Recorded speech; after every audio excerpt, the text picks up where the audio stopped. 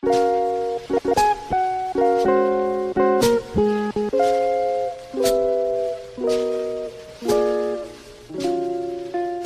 doy la bienvenida. Hoy es domingo, 13º del tiempo ordinario. Estos domingos seguimos reflexionando la liturgia de la palabra a partir del leccionario del ciclo B. En este domingo celebramos la jornada del óbolo de San Pedro, que corresponde a la celebración de la solemnidad del día de ayer.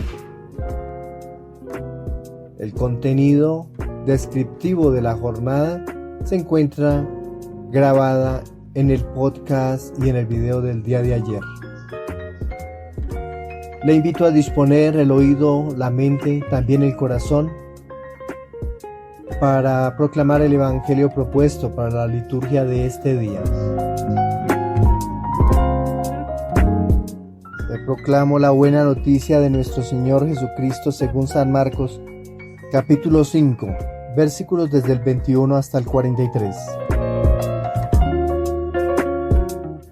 Cuando Jesús regresó en la barca a la otra orilla, una gran multitud se reunió a su alrededor, y él se quedó junto al mar.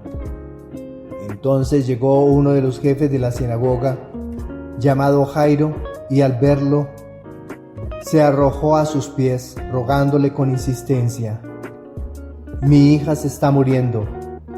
Ven a imponerle las manos para que se cure y viva». Jesús fue con él y lo seguía una gran multitud que lo apretaba por todos lados. Se encontraba allí una mujer que desde hacía 12 años padecía de hemorragias.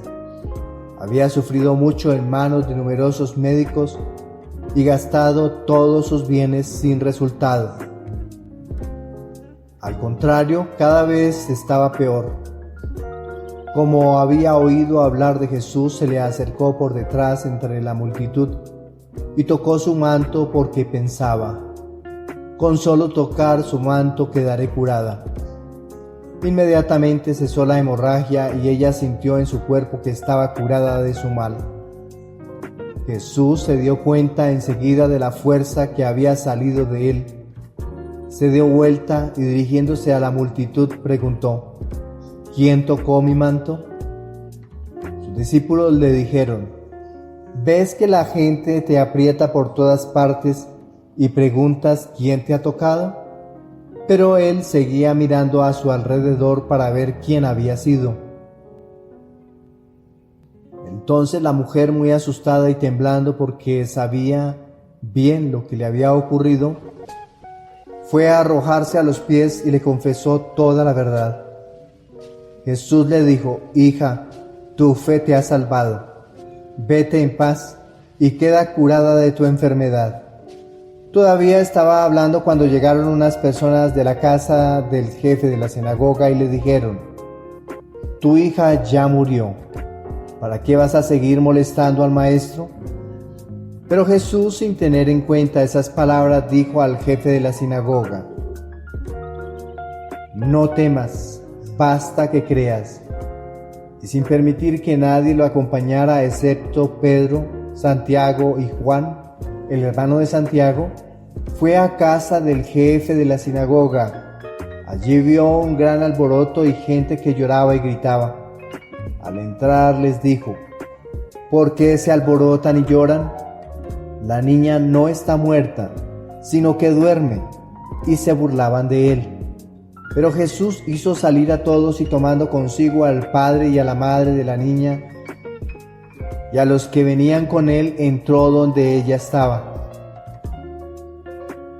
La tomó de la mano y le dijo: «Talitá cum», que significa: «Niña, yo te lo ordeno, levántate».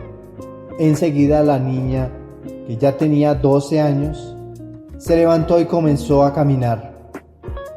Ellos entonces se llenaron de asombro y él les mandó insistentemente que nadie se enterara de lo sucedido. Después dijo que le dieran de comer. Palabra del Señor.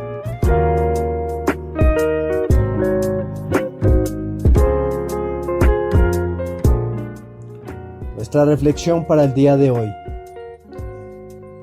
Como es costumbre, les invito a hacer lectura de cada uno de los textos antes de atender a nuestra reflexión para una mejor comprensión de lo que aquí decimos.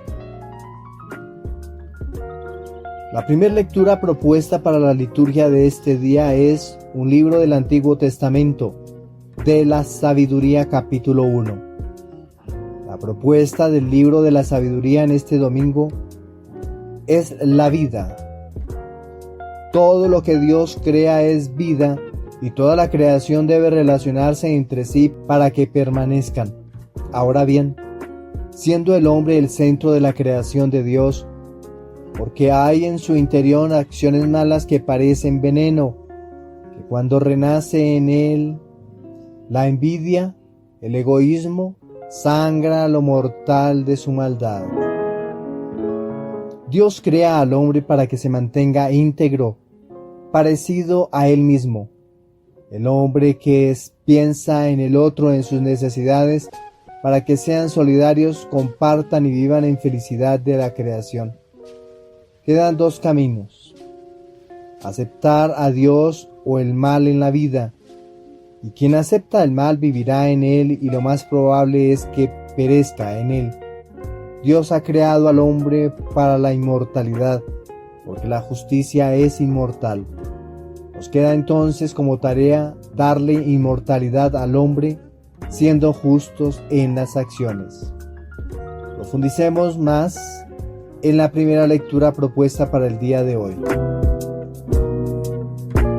El libro de la Sabiduría, también conocido como la Sabiduría de Salomón, es un libro deuterocanónico que se encuentra en la Septuaginta, pero no en el canon hebreo. Traduzcamos esto. Es un libro deuterocanónico, es decir, del segundo canon, porque este libro está escrito en griego. Para la cultura judía, solamente son libros inspirados por Dios todos aquellos libros que aparecieron antes del siglo IV a.C., escritos en hebreo. La Iglesia Católica ha asumido algunos de los libros que aparecieron en ese mismo tiempo, pero que fueron escritos por judíos que vivieron en la diáspora y que fueron escritos en griego.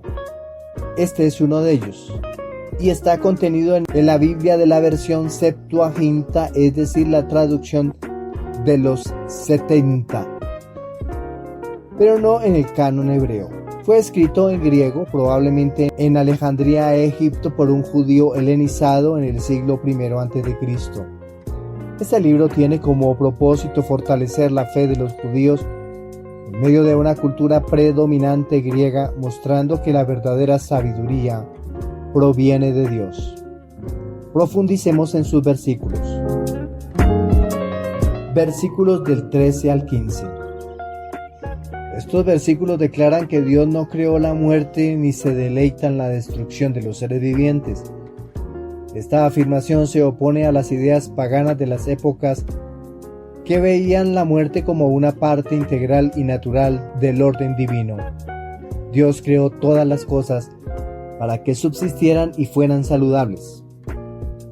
El uso de la palabra inmortal que vemos nosotros en el versículo 15, el autor sagrado, cuando en el versículo 13 dice: porque Dios no hizo la muerte ni se recrea en la destrucción de los vivientes, para la palabra vida utiliza la palabra griega zoe, que significa vida en abundancia y eternidad que Dios desea.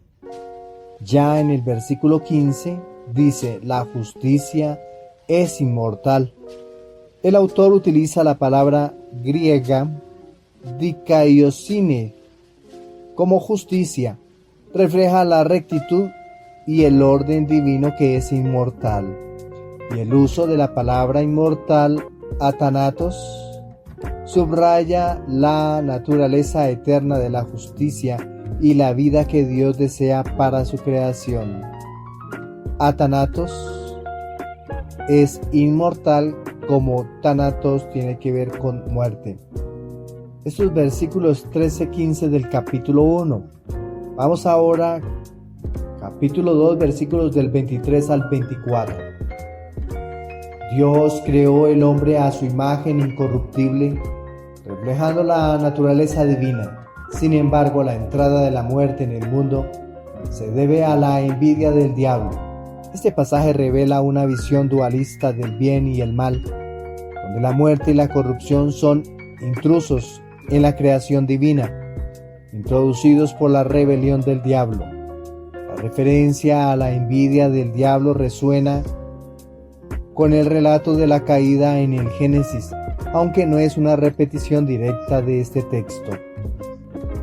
El pasaje es rico en simbolismo, especialmente en su uso del concepto de justicia como inmortal. La justicia aquí no solo se refiere a la virtud moral, sino a la rectitud inherente al orden creado por Dios. El número 2 en el segundo capítulo puede simbolizar la dualidad entre la intención divina y la corrupción introducida por el diablo. Aunque el número 2 simbolizará testimonio, porque se necesita de dos personas para hacer creíble cualquier clase de anuncio. El mensaje de que Dios no creó la muerte y que la vida está destinada a ser inmortal ofrece una perspectiva esperanzadora. En el contexto del domingo de la semana 13 del tiempo ordinario, este pasaje nos invita a reflexionar sobre la intención original de Dios para la creación y la vida humana. Nos recuerda que la muerte y el mal no son parte del diseño divino, sino el resultado de la envidia y el pecado. 3 temas más para profundizar en esta lectura. La vida como don divino. 2. La lucha contra el mal. Y 3. La esperanza en la redención. Hablemos de la primera, la vida como don divino. Reflexionar sobre la vida como un don precioso de Dios, destinado a la inmortalidad y la plenitud. Tema 2. La lucha contra el mal. Considerar nuestra responsabilidad en resistir la influencia del mal y la corrupción, alineándonos con la justicia divina. Y 3. La esperanza de la redención. Meditar sobre la promesa de redención y restauración que Dios ofrece, superando la muerte y el pecado. San Agustín, en sus escritos sobre la naturaleza del mal, enfatiza el mal. No tiene una sustancia propia, sino que es una privación del bien. En sus confesiones, San Agustín habla sobre cómo la envidia y el pecado distorsionan la creación divina, un tema resonante en la reflexión en el libro de la sabiduría, en el capítulo 2, versículo 24. En la actualidad, este pasaje nos desafía a valorar la vida y la justicia como dones de Dios. En un mundo donde la muerte y el mal parecen prevalecer, estamos llamados a recordar y vivir la promesa de inmortalidad y justicia divina. Este mensaje es especialmente relevante en tiempos de crisis y sufrimiento, donde la fe en la vida eterna y la justicia de Dios puede ofrecer consuelo y esperanza. ¿Qué podemos concluir de la primera lectura? El pasaje de sabiduría nos recuerda que la vida y la justicia son esenciales en el plan de Dios. La muerte y el mal son intrusos que no tienen la última palabra. Estamos llamados a vivir con esperanza y justicia, reflejando la imagen de Dios en nuestro mundo. Oremos.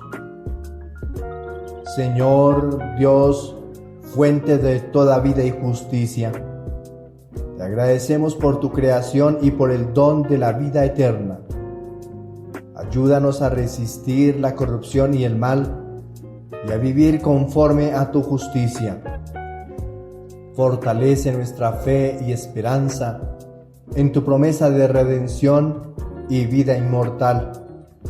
Por la intercesión de los santos Pedro y Pablo, que nuestras vidas reflejen tu amor y justicia en el mundo. Amén. San Pedro y San Pablo, rogad por nosotros. Ante esta propuesta que nos hace Yahvé con la primera lectura, le respondemos con el Salmo 29. Le acompañamos al salmista con esta frase antífona: yo te glorifico, Señor, porque tú me libraste. El Salmo 29, titulado La gratitud del justo en tiempos de aflicción, es un cántico de acción de gracias atribuido a David. En este salmo el salmista expresa su gratitud a Dios por haberlo salvado de una situación de peligro mortal. Este salmo es un testimonio de la fe y la confianza de la misericordia y el poder salvador de Dios. Profundicemos en cada uno de sus versículos. El salmista comienza con una declaración de alabanza reconociendo que ha sido librado de sus enemigos por la intervención divina. La expresión "no has dejado que mis enemigos se rían de mí" refleja la vulnerabilidad del salmista y la protección que ha recibido. Versículo 4. Señor, me has sacado del abismo, me has devuelto a la vida cuando bajaba a la fosa. Aquí el salmista describe su experiencia de resurrección figurativa. El abismo y la fosa son metáforas de la muerte y la desesperación de las cuales ha sido rescatado. El autor sagrado utiliza la palabra hebrea Sheol para abismo. En la cultura hebrea, Sheol es el lugar de los muertos, un pozo profundo y oscuro. Versículos del 5 hasta el 6. El salmista invita a la comunidad de los fieles a unirse en la alabanza a Dios. La comparación entre la brevedad del enojo divino y la eternidad de su bondad resalta la misericordia de Dios. La mención del llanto al atardecer y la alegría por la mañana es una poderosa imagen de esperanza y renovación. Versículo 11. Convertiste mi lamento en júbilo, me desataste el cilicio y me ceñiste de alegría. Este versículo celebra la transformación que Dios ha operado en la vida del autor sagrado, cambiando su lamento en júbilo y revistiendo la alegría en lugar de cilicio, símbolo de duelo y la penitencia. El autor sagrado para la palabra cilicio utiliza la palabra hebrea shak, una tela áspera usada en tiempos de duelo y penitencia. Versículo 12a. La alabanza surge del corazón indicando una gratitud profunda y sincera que no puede ser contenida. Versículo 13b. La declaración final es una promesa de acción de gracias perpetua, reconociendo la fidelidad y la bondad de Dios. El Salmo 29 puede haber sido escrito para conmemorar un momento de recuperación o sanación en la vida de David, o como una reflexión sobre la protección divina en tiempos de adversidad. Es probable que también se haya utilizado en el culto comunitario para expresar gratitud por la liberación de situaciones peligrosas o mortales. San Agustín, en sus exposiciones sobre los salmos, comenta sobre el Salmo 29, destacando la transformación de la tristeza en alegría, como un símbolo de paso de la muerte a la vida en Cristo. Agustín ve en este salmo una prefiguración de la resurrección y la vida eterna prometida a los fieles. La liberación del abismo y el cambio del cilicio en vestiduras de alegría reflejan el proceso de redención y renovación en la vida cristiana. ¿Qué podemos concluir del Salmo 29? En el día de hoy este salmo nos invita a reconocer la misericordia y el poder salvador de Dios en nuestras vidas. Nos recuerda que aunque enfrentemos tiempos de aflicción y desesperación, la bondad de Dios es eterna y su misericordia puede transformar nuestro lamento en júbilo. Este salmo es un testimonio de la esperanza y la fe en la intervención divina y una invitación a vivir con un corazón agradecido. Oremos. Señor, te damos gracias por tu misericordia y por las veces que nos has librado del peligro y la desesperación. Ayúdanos a recordar tu bondad y a vivir con corazones agradecidos, siempre alabándote y reconociendo tu amor y tu poder en nuestras vidas. Transforma nuestro lamento en júbilo y revístenos de alegría para que podamos cantar tus alabanzas y darte gracias por siempre. Amén.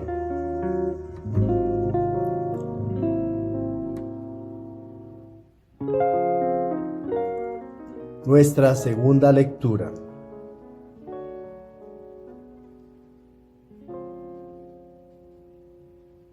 La propuesta para la segunda lectura es de la segunda carta del apóstol San Pablo a los cristianos de Corinto en su capítulo 8. San Pablo en esta carta exhorta a la comunidad a vivir generosamente pensando en todos los integrantes de la comunidad. Ya Pablo les había informado sobre la escasez que padecía la comunidad de Jerusalén por los inflexibles veranos que habían padecido y aparte de ello, las persecuciones que seguían afrontando. Pablo les pone como ejemplo la generosidad de Jesús, que lo dio todo por todos. Sin reservas, se entregó en cruz dándose en su totalidad. Entregó su humanidad por completo hasta la última gota de agua. Y sin reservas entregó completamente su divinidad. Se rompió en cruz para entregar toda su sangre salvadora. Hoy mueve Pablo a los integrantes de la iglesia a ser generosos en la colecta que tiene en mente hacer para llevarle a la comunidad madre, la de Jerusalén. Profundicemos en esta carta. La segunda carta a los Corintios fue escrita por el apóstol Pablo, probablemente en el año 57 después de Cristo. Durante su tercera visita a Macedonia, la iglesia de Corinto enfrentaba divisiones y desafíos, incluyendo cuestiones sobre la autenticidad del ministerio de Pablo y la autoridad apostólica. En este contexto, Pablo aborda la cuestión de la colecta para los santos en Jerusalén, animando a los corintios a participar generosamente en la obra de ayuda mutua entre las iglesias. Profundicemos en los versículos. Versículo 7. Pablo elogia a los corintios por sus virtudes: fe, palabra, conocimiento, diligencia y amor mutuo. Les invita a sobresalir también en la obra de generosidad, integrando la caridad en su vida de fe. Versículo 9. Conocéis en efecto la generosidad de nuestro Señor Jesucristo, que siendo rico se hizo pobre por vosotros, para enriqueceros con su pobreza. Este versículo es central presentando el ejemplo de Jesucristo. Jesús, siendo rico en su divinidad, se hizo pobre al asumir la naturaleza humana y sufrir por nosotros, para que nosotros pudiéramos ser enriquecidos espiritualmente. Este acto de autohumillación y sacrificio es el modelo supremo de generosidad. Para la palabra generosidad, conocéis en efecto la generosidad de nuestro Señor El autor sagrado utiliza la palabra charis o caris. En griego esta palabra también significa gracia, implicando que la generosidad es un don de Dios, una expresión de una gracia en nuestras vidas.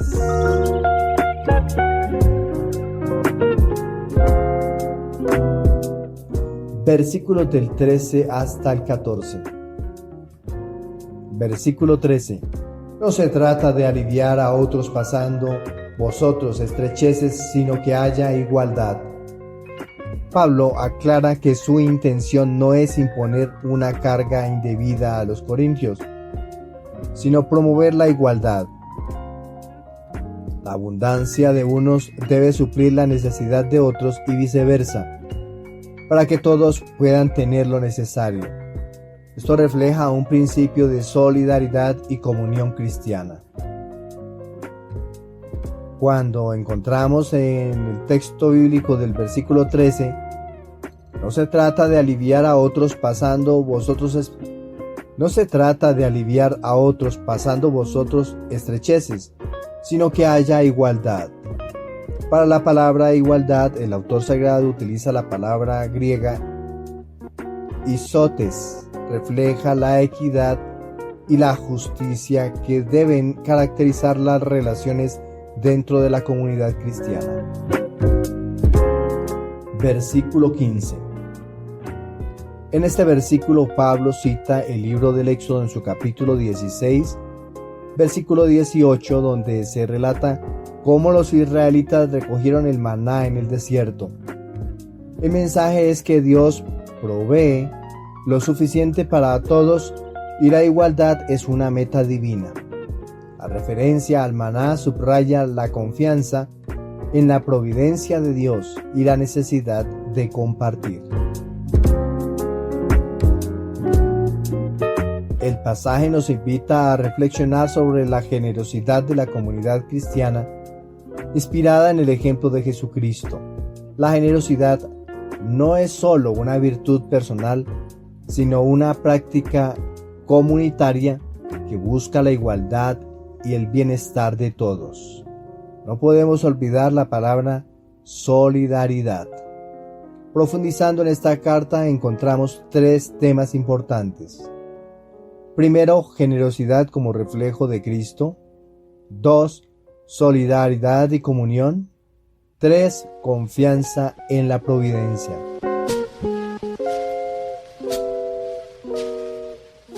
Hablemos de la primera. Generosidad como reflejo de Cristo. Nuestro dar debe imitar el sacrificio de Cristo que se hizo pobre para enriquecernos. Esto implica una disposición al compartir nuestros recursos y bienes con los necesitados. Segunda propuesta: solidaridad y comunión. La comunidad cristiana debe estar caracterizada por la solidaridad. La abundancia de unos debe equilibrar la necesidad de otros, promoviendo una igualdad que refleja la justicia de Dios. Propuesta 3. Confianza en la providencia. Así como los israelitas confiaban en el maná, debemos confiar en que Dios provee lo suficiente para todos y nuestra tarea es administrar sus dones con justicia y generosidad. En el número 7 veíamos que el autor sagrado nos invita a sobresalir siendo generosos, integrando la caridad en su vida de fe. Pues aquí vemos reflejado en este versículo el número 3, en la cita de 3 aspectos clave: fe, palabra, conocimiento, que puede simbolizar la plenitud y la unidad en la diversidad de dones que deben culminar en la práctica del amor o la caridad.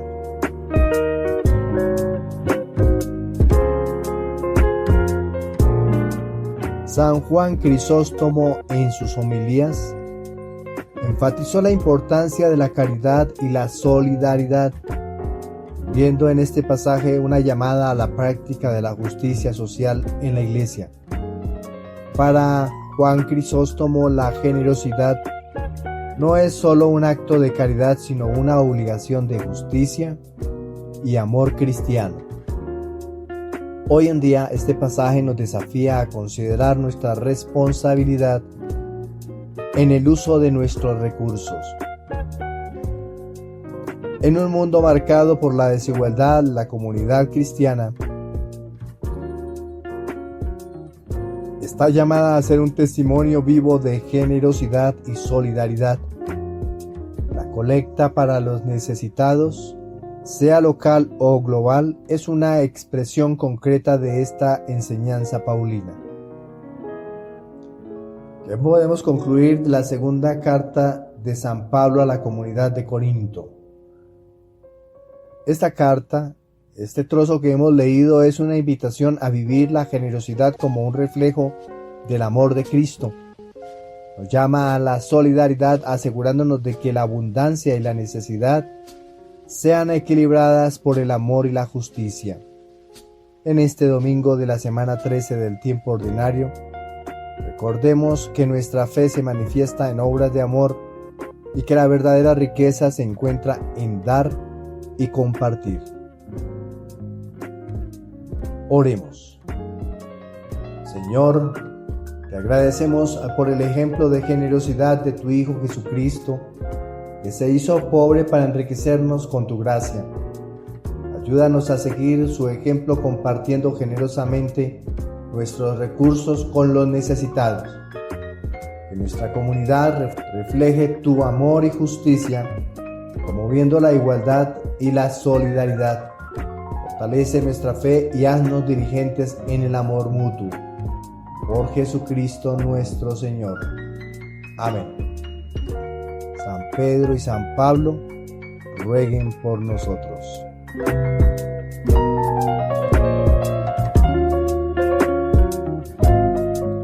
La propuesta del Evangelio.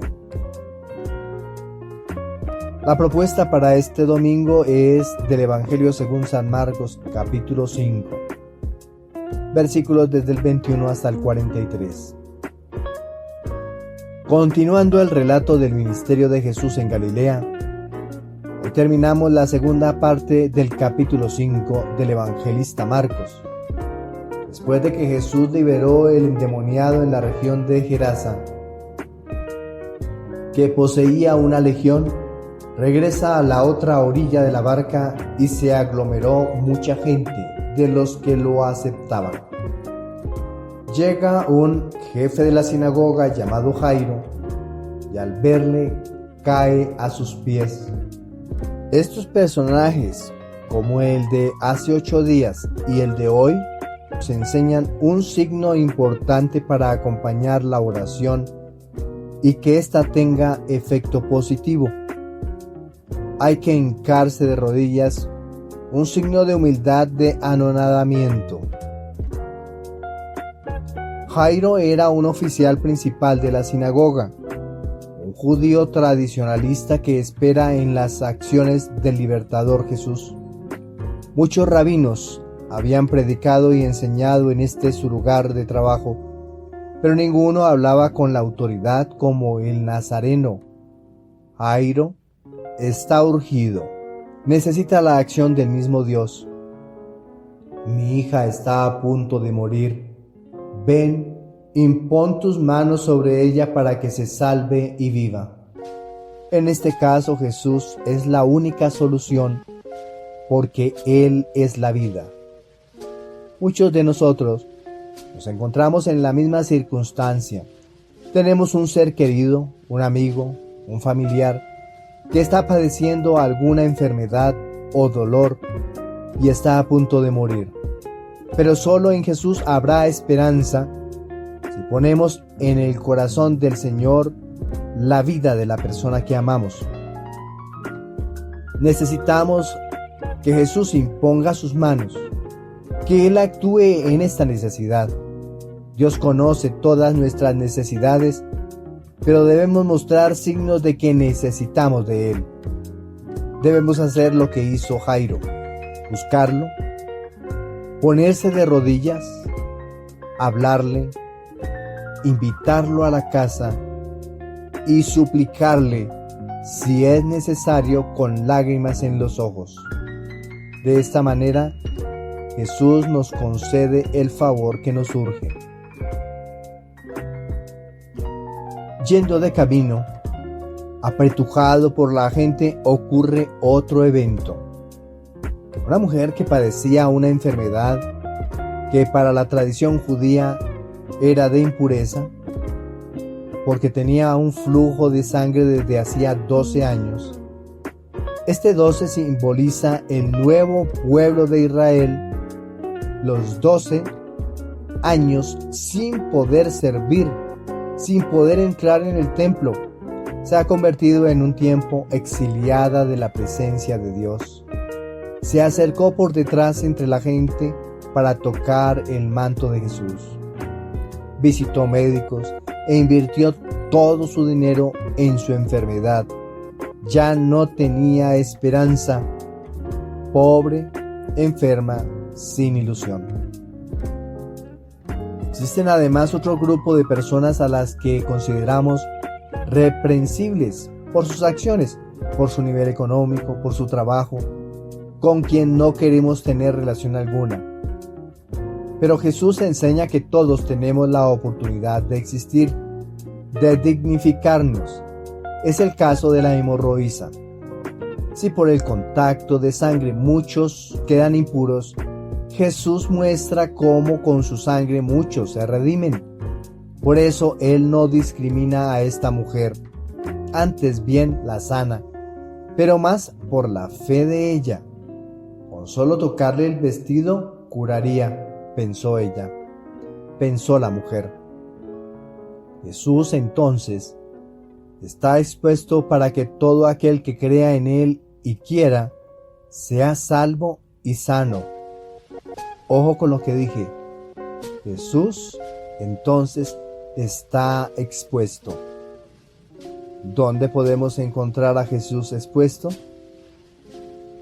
¿Qué tenemos que hacer? ¿Conformarnos con que Dios lo sabe todo y espero a que Él responda a mi necesidad? Es decir, ¿espero que se haga la voluntad de Dios en mi vida?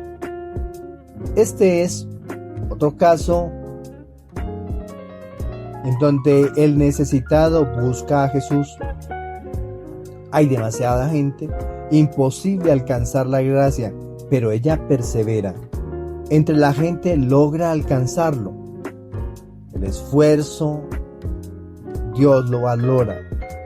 Cada intento, Dios lo premia. ¿Qué has hecho entonces para alcanzar tantas gracias que necesitas del dueño de la vida, de la salud y de la paz? La mujer obtuvo respuesta. Versículo 29. Inmediatamente se le secó la fuente de sangre y sintió en su cuerpo que quedaba sana del mal. Jesús se vuelve y dice: ¿Quién me ha tocado los vestidos? Él quiere dejar ver que fue acción suya la sanación, por la iniciativa que tomó ella, por su fe. Volvemos a ver el gesto de sencillez y sumisión. Se acercó atemorizada y temblorosa, se postró ante él y le contó toda la verdad. Ya hemos visto en 3 personajes este gesto, ponerse de rodillas. Hace 8 días, el endemoniado que salió de entre los muertos. Al comienzo de este texto, Jairo. Y ahora esta mujer que había perdido su dignidad por el sometimiento de una norma que mata. Al ser declarada impura, según la Tanaj.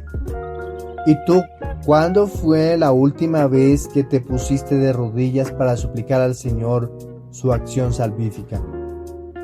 Yo creería que tu oración, esa que realizas en secreto, debe ir acompañada de este gesto: ponerse de rodillas delante de Dios para que Él vea tu necesidad y no te niegue lo que le suplicas. Al final Jesús confirma su sanación.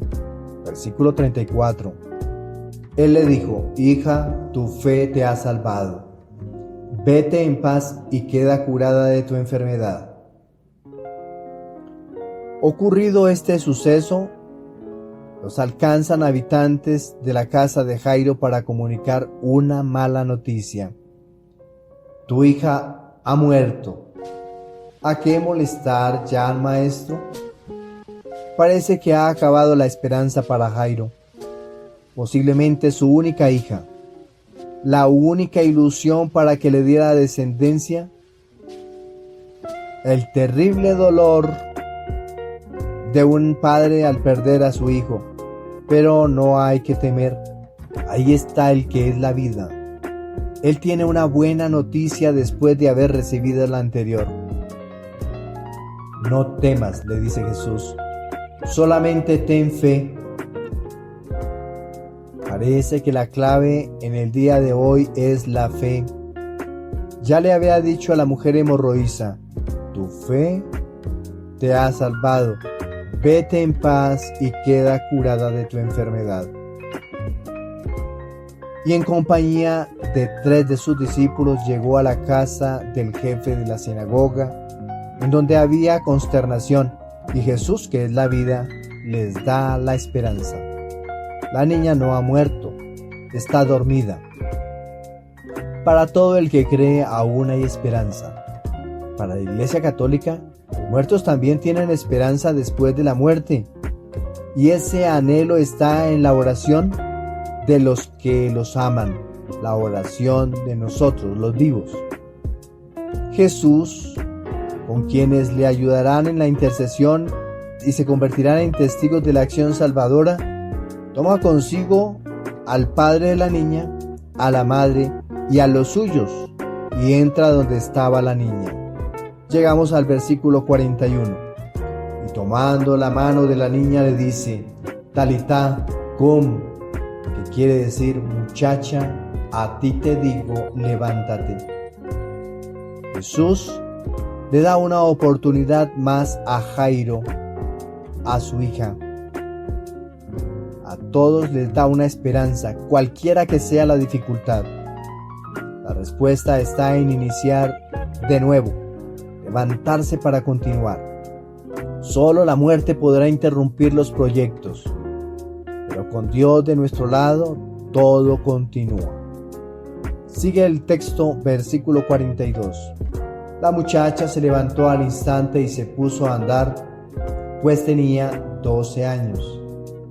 Quedaron fuera de sí llenos de estupor. Versículo 43. Y les insistió mucho en que nadie lo supiera, y les dijo que le dieran a ella de comer. La niña tenía la edad para iniciar una vida adulta. Ahora ya puede servir porque ha recobrado la vida. Cuando el hombre recobra la vida, puede alimentarse para mantenerse. Un niño cuando nace, el penitente cuando se acerca al sacramento de la reconciliación debe ser alimentado. El mejor alimento para alguien que empieza es alimentarse con el pan de la palabra, que es Jesucristo, y el pan de la Eucaristía. La Iglesia tiene sustento por 1000 para que se acerquen a alimentarse de sus gracias. En este relato vemos 2 historias contrapuestas. Una de un hombre influyente, adinerado, y otra, una mujer pobre que ya había agotado toda posibilidad de ser curada. Jesús no excluye a ninguno. Importante para Jesús devolver la esperanza de vida. Dios no quiere el sufrimiento del hombre, sino que viva. Por eso devuelve el sentido de vida de la mujer que ya no tenía vida, y le devuelve la vida a la hija de Jairo que ya había muerto. Le devuelve a Jairo su esperanza, porque sería su hija quien le daría descendencia, una bendición para las naciones. Continuar la descendencia es para el judío una bendición, y acabarse terminaría con la bendición de Yahvé. 2 mujeres que ya no tenían solución alguna, se habían agotado las posibilidades existentes.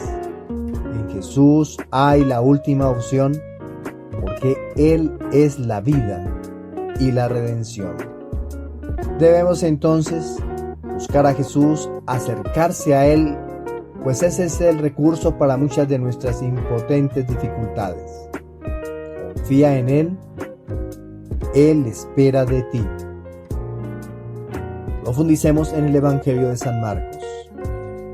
El Evangelio de Marcos fue escrito alrededor del año 70 después de Cristo, probablemente en Roma, para una comunidad cristiana que enfrentaba persecución y desafíos. Marcos presenta a Jesús como el Hijo de Dios con poder sobre la enfermedad, la naturaleza y los demonios, destacando su autoridad divina. El pasaje de hoy de San Marcos en el capítulo 5, versículos desde el 21 hasta el 43, relata dos milagros interconectados: la sanación de la mujer con hemorragias y la resurrección de la hija de Jairo. Ana era una joven que vivía en un pequeño pueblo. Su abuela, que la había criado desde niña, cayó gravemente enferma. Los médicos del pueblo no sabían qué más hacer. Desesperada, Ana decidió buscar ayuda en la ciudad, aunque muchos le dijeron que era inútil. En la ciudad, Ana encontró a un doctor conocido por sus curaciones milagrosas. Cuando Ana lo encontró, le suplicó con lágrimas en los ojos que viniera a ver a su abuela. El doctor, movido por su fe y desesperación, accedió. Cuando llegaron al pueblo, la abuela de Ana estaba al borde de la muerte. El doctor, con una voz llena de compasión, le dijo a Ana: no temas, solo ten fe. Después de examinar a la abuela, el doctor utilizó sus conocimientos y tratamientos, y con el tiempo la abuela comenzó a recuperarse. Todos en el pueblo quedaron asombrados por la sanación, pero el doctor siempre decía que fue la fe de Ana y su amor por su abuela lo que realmente la salvó. Profundicemos en los versículos. Versículos del 21 al 24. Jesús cruza de nuevo en una barca al otro lado del lago, donde una gran multitud se reúne alrededor de él. Jairo, un líder de la sinagoga, se acerca a Jesús suplicándole que cure a su hija moribunda. Jesús accede y va con él. Versículo 25. En el camino, una mujer que sufría de hemorragias desde hacía 12 años. La mujer ha sufrido hemorragias durante 12 años, el mismo número de años que tiene la hija de Jairo. El número 12 simboliza la totalidad y plenitud de la Biblia, recordándonos las 12 tribus de Israel y los 12 apóstoles. El autor sagrado utiliza la palabra dinamis cuando dice: y al instante siente que su hemorragia cesa. Jesús, dándose cuenta de que ha salido poder de él. Para la palabra poder utiliza el autor sagrado la palabra griega dinamis, utilizado para describir la energía que sale de Jesús cuando la mujer toca su manto, indicando el poder divino en acción. Al finalizar el versículo 34, dice el texto: hija, tu fe te ha salvado, vete en paz y queda sana de tu enfermedad. El autor sagrado utiliza la palabra pistis para fe. Esta palabra es fundamental en el pasaje, subrayando la confianza y la creencia en el poder de Jesús para sanar. Cuando entre los versículos del 45 al 43 Jesús toma a la niña de la mano y le dice Talita cum, que significa niña, a ti te digo levántate. Esa palabra aramea Talita cum que utiliza Jesús es para resucitar a la niña, subrayando su autoridad y el poder de su palabra. El pasaje que hemos reflexionado nos presenta dos historias de fe y sanación que subrayan el poder y la compasión de Jesús. Ambos milagros destacan la importancia de la fe y cómo Jesús responde a ella de manera poderosa y compasiva. Profundizando en el texto de hoy encontramos tres temas importantes para profundizar. Primero, la fe como instrumento de sanación. 2. La compasión de Jesús. Y por último, el poder de Jesús sobre la muerte. Hablemos de la primera, la fe como instrumento de sanación. La fe de Jairo y la fe de la mujer con hemorragias son centrales en este pasaje. En momentos de desesperación, ambos se vuelven a Jesús con una fe profunda, creyendo en su poder para sanar y restaurar la vida. Propuesta número 2. La compasión de Jesús. Jesús muestra una profunda compasión hacia aquellos que sufren. Él no solo responde a la fe de Jairo y la mujer, sino que también actúa con ternura y cuidado, restaurando no solo la salud, sino también su dignidad y esperanza. Y última propuesta, el poder de Jesús sobre la muerte. La resurrección de la hija de Jairo es un signo poderoso del dominio de Jesús sobre la muerte, prefigurando su propia resurrección y la esperanza de la vida eterna para todos los creyentes. ¿Qué podemos concluir del relato del día de hoy? Este texto nos enseña la importancia de la fe y la compasión en nuestra vida diaria. En momentos de desesperación y dificultad, debemos recordar que la fe en Jesús puede traer sanación y esperanza. Debemos actuar con compasión hacia los demás, siguiendo el ejemplo de Jesús y creer en el poder transformador de su amor. Oremos. Señor Jesús, te damos gracias por tu amor y compasión. Fortalece nuestra fe para que en tiempos de dificultad podamos confiar plenamente en tu poder y tu amor. Ayúdanos a ser instrumentos de tu sanación y compasión en el mundo para que, como Jairo y la mujer con hemorragias, podamos experimentar y compartir tu poder salvador. Amén. San Pedro y San Pablo, rogad por nosotros. Hemos llegado al final de nuestra entrega del día de hoy. Les deseo para todos un feliz domingo, feliz comienzo de semana. Que el Dios de la vida nos siga colmando de su alegría como también de su bendición. No pueden olvidar que la iglesia en el día de hoy trajo a colación la colecta del óvulo de San Pedro. Narración y comentario que hice en el día de ayer, día de los santos Pedro y Pablo, para que conozcamos el origen y la finalidad de esta colecta del óvulo de San Pedro. Bendiciones abundantes, no se les olvide compartir todo esto que hemos hoy reflexionado y muchas felicidades.